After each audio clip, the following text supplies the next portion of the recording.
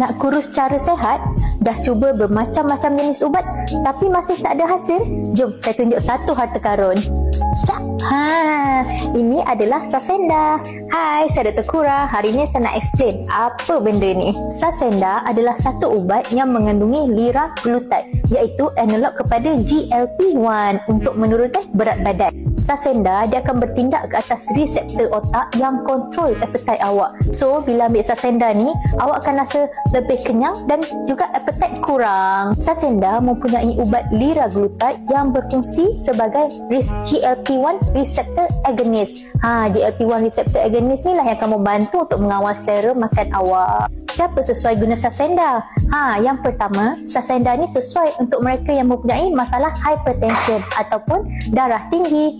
Saxenda juga sesuai untuk mereka yang tak boleh tolerate ubat kurus yang lain, contohnya ubat Contrave ataupun ubat Duromin.